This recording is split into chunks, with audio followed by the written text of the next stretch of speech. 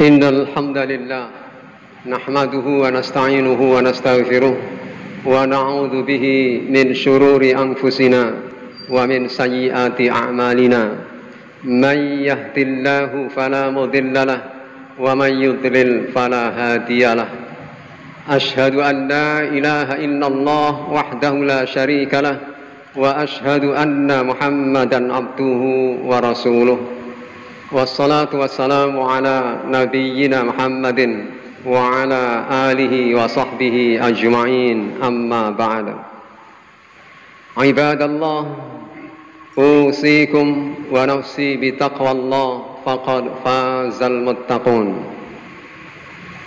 Ma'asyiral muslimin, jamaah Jum'ah Masjid Al-Itqan Pare yang senantiasa Allah muliakan.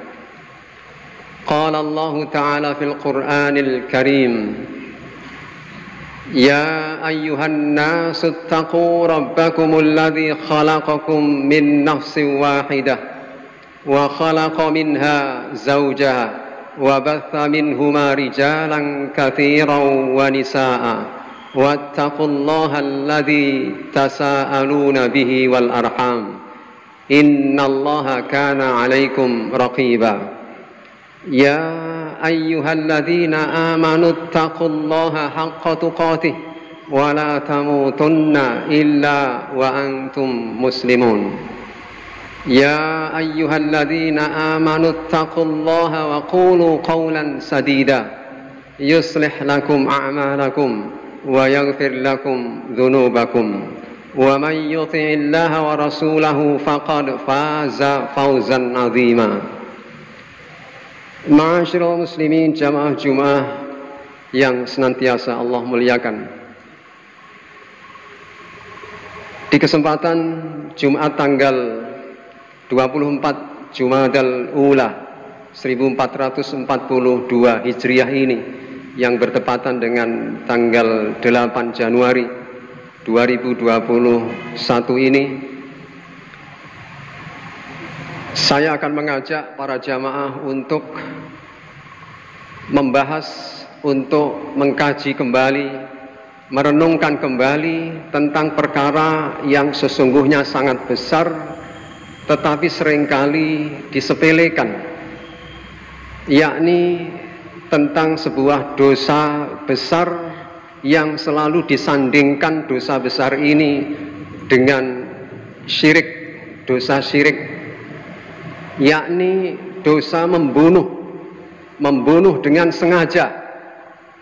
Di dalam surah An-Nisa ayat 93 Allah berfirman, wa may yaqtul mu'minan muta'ammidan fajazauhu jahannam khalidan fiha wa ghadiballahu alaihi wa la'anahu wa a'adda lahu 'adzaban 'azima. Dan barang siapa yang membunuh seorang lelaki mukmin dengan sengaja, maka balasannya tidak ada di dunia ini, hukuman yang setimpal baginya, melainkan adalah satu, fajazauhu jahannam, neraka jahannam, khalidan fiha, kekal di dalamnya. Satu. Yang kedua adalah wa ghadiballahu alaih, dan Allah akan murka atasnya, wa la'anahu, dan Allah akan melaknatnya, yakni menjauhkan dari rahmatnya, menjauhkan dari ampunannya. Dan yang terakhir masih ada wa a'adda lahu 'adzaban 'azima, dan Allah masih menyediakan azab yang sangat besar, azaban azima. Tidak ada yang pantas hukuman yang ditimpakan, dijatuhkan atas orang yang membunuh seorang mukmin dengan sengaja. Membunuh seorang mukmin dengan tidak sengaja saja ada hukumannya. Di dalam ayat yang sebelumnya Allah berfirman, wa ma kana lil mu'minin ay yaqtula mu'minan illa khata'a. tidak pantas, tidak patut bagi seorang mukmin membunuh seorang mukmin yang lain kecuali dengan tersalah, kecuali dengan tidak sengaja. Wa man qatala mu'minan khata'an, dan barang siapa yang membunuh seorang mukmin tidak sengaja, hukumannya 1, fatahriru raqabatin, maka ia hendaknya memerdekakan hamba sahaya yang mukmin pula.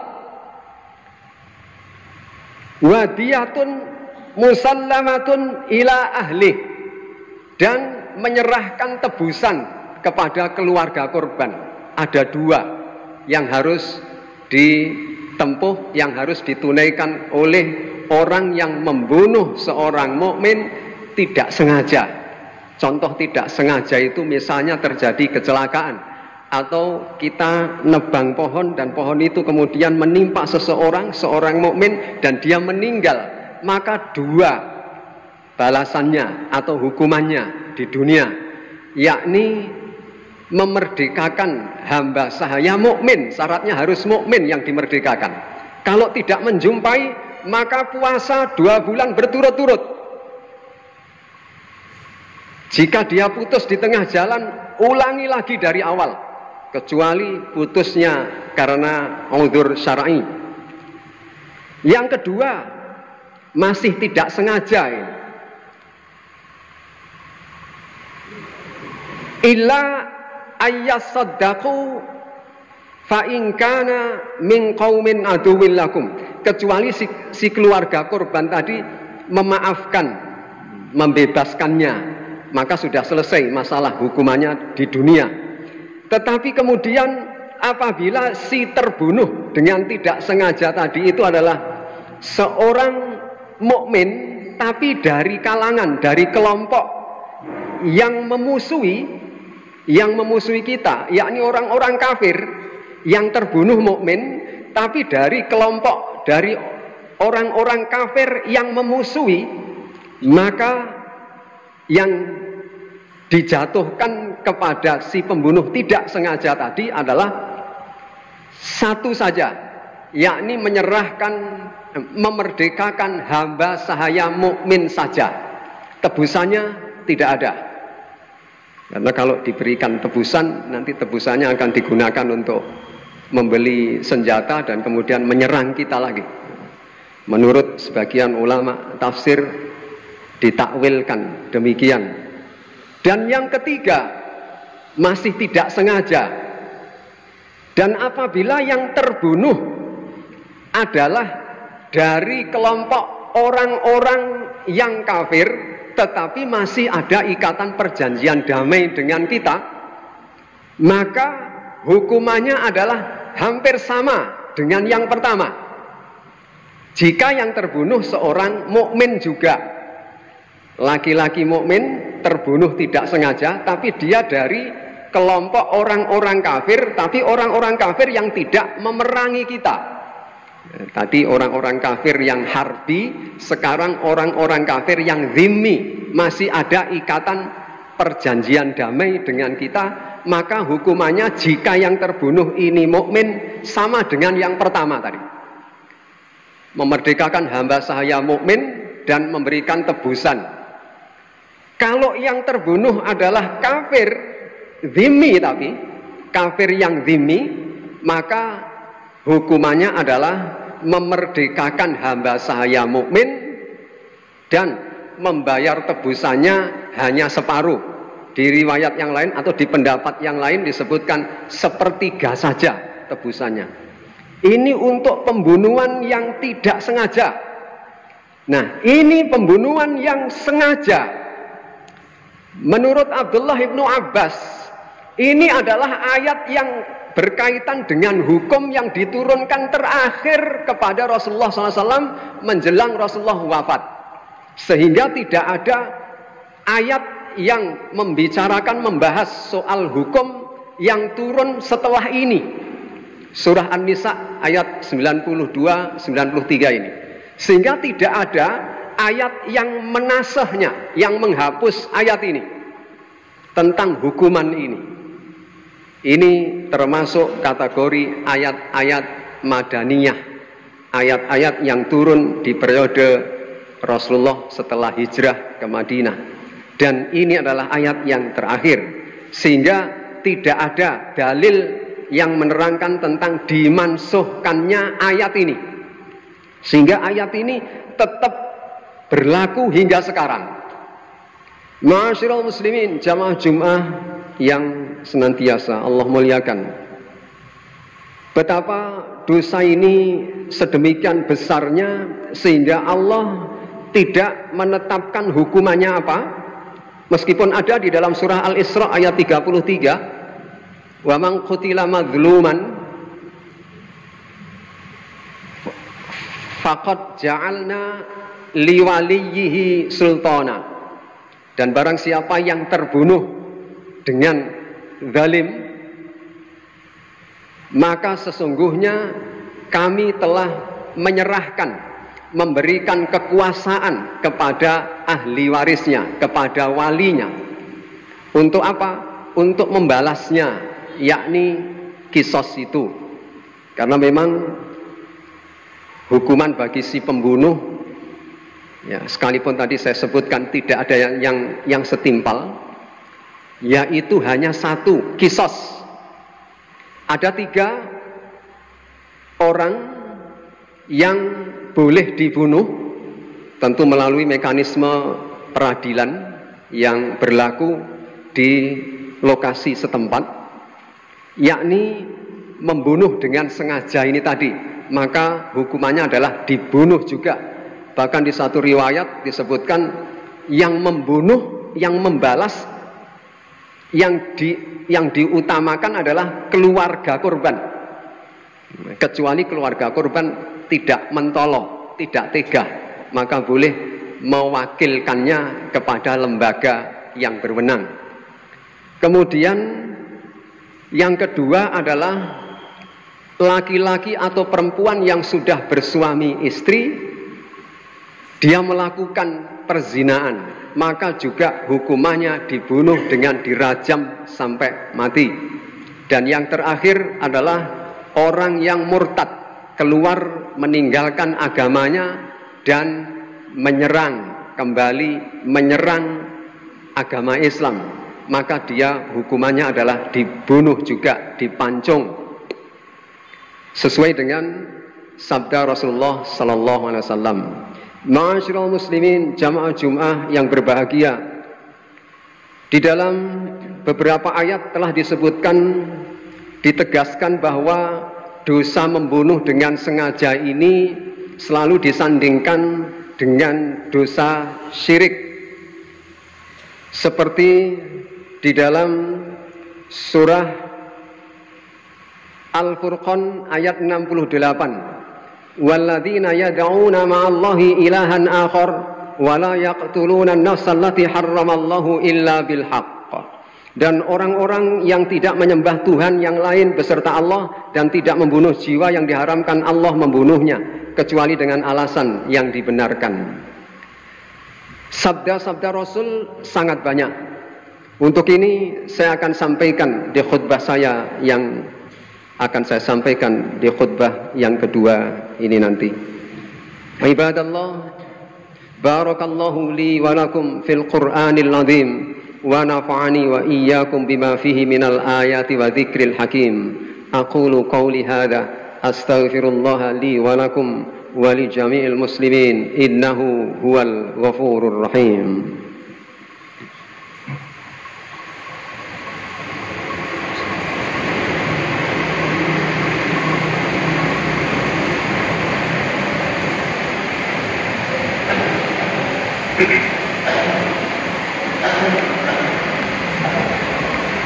Alhamdulillahilladzi hadana lihada wa ma kunna linahtadiya laula an hadanallah. Laqad ja'at rusulu rabbina bil haqq. Asyhadu an la ilaha illallah wahdahu la syarika lah wa asyhadu anna Muhammadan abduhu wa rasuluh. Wassalatu wassalamu ala nabiyyina Muhammadin wa ala alihi wa ashabihi ajma'in, amma ba'du. Ibadallah, ittaqullaha haqqa tuqatih wa la tamutunna illa wa antum muslimun. Ma'asyiral muslimin, jamaah Jum'ah yang berbahagia, Rasulullah SAW bersabda, orang mukmin itu masih tetap dalam keadaan berjalan cepat dan baik, artinya tidak ada hambatan untuk dia menuju kebahagiaan di surga nanti, selagi ia tidak mengalirkan darah yang diharamkan oleh Allah mengalirkannya. Apabila ia mengalirkan darah yang diharamkan, maka terhentilah jalannya karena lelah dan lemah. Artinya orang ini akan terhambat dan akan dimasukkan ke dalam neraka jika masih ada urusan dengan perkara pengaliran darah. Di dalam riwayat yang lain, Rasulullah SAW bersabda, mula-mula perkara yang diputuskan di antara manusia pada hari kiamat ialah mengenai masalah darah. Di riwayat yang lainnya lagi, Rasulullah SAW bersabda, sesungguhnya lenyapnya dunia ini lebih ringan di sisi Allah daripada membunuh seorang lelaki muslim. Kata Rasul, nyawa satu orang lelaki muslim nilainya lebih tinggi daripada memusnahkan seluruh dunia ini atau dunia ini dengan seisinya. Artinya agama Islam atau Allah menghargai nyawa seorang muslim dengan penghargaan yang demikian besarnya. Di riwayat yang lain lagi, Rasulullah bersabda, lau ajma'a ahlus samawati wal ardi ala qatli rajulin muslim la akabbahumullahu finnar. Seandainya bersatu semua penduduk langit dan penduduk bumi dalam membunuh seorang lelaki muslim, niscaya Allah mencampakkan mereka semua ke dalam neraka. Jika semua bersekongkol, manusia dan jin sekalipun bersekongkol untuk membunuh satu orang laki-laki, Allah tidak segan-segan untuk memasukkan semuanya tadi yang bersekongkol tadi itu di dalam neraka. Di dalam riwayat yang lainnya lagi, Rasulullah bersabda, barang siapa ikut terlibat dalam membunuh seorang muslim, sekalipun dengan sepatah kata, perintah bunuh dia, atau karena hasutan dan lain sebagainya, kelak di hari kiamat ia datang sedangkan di antara kedua matanya tertulis kalimat orang yang dijauhkan dari rahmat Allah, tertulis di antara kedua matanya dan nampak terbaca oleh semua orang yang menyaksikan di alam akhirat nanti, yaitu tulisan orang ini dijauhkan dari rahmat Allah. Dan masih banyak lagi hadis-hadis yang menerangkan tentang ini. Ma'asyiral muslimin, jamaah Jum'ah yang berbahagia, sedikit saya kembali ke surah Al-Isra ayat 33. Surah ini atau ayat ini turun di periode Mekah atau ayat Makkiyah, yakni sebelum Rasulullah hijrah ke Madinah. Wa man qutila madluman faqad ja'alna liwaliyhi sultana fala yusrif fil qatl innahu kana mansura. Dan barang siapa dibunuh secara zalim, maka sesungguhnya kami telah memberi kekuasaan kepada ahli warisnya, maka janganlah ia melampaui batas dalam membunuhnya. Artinya dalam melaksanakan hukum kisos tadi, tidak boleh dibunuh kemudian dicincang atau disiksa dulu baru dibunuh. Bahkan di pendapat para ulama fikih al-fuqaha, ada di antaranya yang berpendapat cara membunuhnya, alat yang digunakan sama dengan alat yang si pelaku membunuh tadi. Kalau alatnya tembak, maka cara membalasnya juga dengan tembak. Atau kalau membunuhnya tadi dengan tongkat, maka kisosnya juga dengan tongkat. Jadi harus persis sama, yakni menafsirkan makna fala yusrif fil qatl, jangan berlebihan di dalam membalas tadi itu.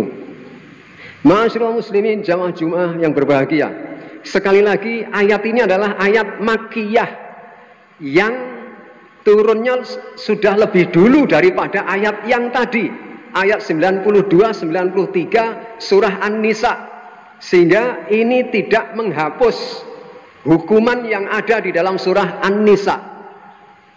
Ini adalah satu-satunya balasan yang sekalipun, kata Abdullah bin Abbas, sekalipun orang itu kemudian menerima hukuman kisos, dibunuh, apakah dia diampuni oleh Allah? Kata Abdullah bin Abbas, semoga ibunya kehilangan dia.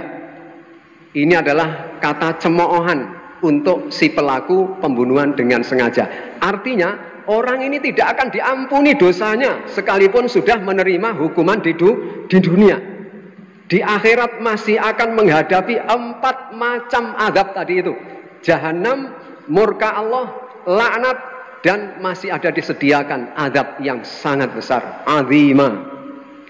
Jika terjadi tadi pembunuhan yang sengaja lalu dihukum kisos, yakni kekuasaan atas si pembunuh, maka ia boleh, keluarga korban boleh memilih antara menghukum mati pelakunya atau memaafkannya dengan membayar diat, memaafkan tapi menerima diat, dan jika ia menghendaki boleh memaafkannya secara cuma-cuma tanpa dibebani diat, tebusan, seperti yang disebutkan di dalam sunnah Nabi Muhammad SAW. Ma'asyiral muslimin, jamaah Jum'ah yang berbahagia, inilah beberapa ayat yang dapat saya sampaikan kepada para jamaah sekalian agar kita mengetahui betul seperti apa hukuman bagi orang yang membunuh dengan sengaja. Mudah-mudahan kita senantiasa dijauhkan oleh Allah dari bibit-bibit yang tumbuh pada diri kita, pada hati kita, untuk menjadi seorang yang tego, yang mengarah kepada pembunuhan itu tadi. Amin ya rabbal alamin. Ibadallah, innallaha wa malaikatahu yusalluna 'alan nabi ya ayyuhalladzina amanu sallu 'alaihi wa sallimu taslima. Allahumma salli 'ala Muhammad wa 'ala ahli Muhammad wa sallim wa radiyallahu anhu wa an kulli sahabati Rasulillahi ajma'in walhamdulillahi rabbil alamin. Allahumma ighfir lil muslimina wal muslimat والمؤمنين والمؤمنات الأحياء منهم والأموات إنك سميع قريب مجيب الدعوات يا قاضي الحاجات. ربنا لا تزغ قلوبنا بعد إذ هديتنا وهب لنا من لدنك رحمة إنك أنت الوهاب. اللهم ادفع عنا البلاء والوباء والغلاء والفحشاء والمنكر والمحن والفتن ما ظهر منها وما بطن من بلدنا إندونيسيا هذا خاصة ومن بلدان المسلمين عامة إنك على كل شيء قدير. اللهم إنا نعوذ بك من البرص والجنون والجذام ومن سيء الأسقام. ربنا هب لنا من أزواجنا وذرياتنا قرة أعين واجعلنا للمتقين إماما. ربنا آتنا من لدنك رحمة وهيئ لنا من أمرنا رشدا. ربنا آتنا في الدنيا حسنة وفي الآخرة حسنة وقنا عذاب النار. سبحان ربك رب العزة عما يصفون وسلام على المرسلين والحمد لله رب العالمين. عباد الله، إن الله يأمر بالعدل والإحسان وإيتاء ذي القربى وينهى عن الفحشاء والمنكر والبغي يعظكم لعلكم تذكرون ولذكر الله أكبر.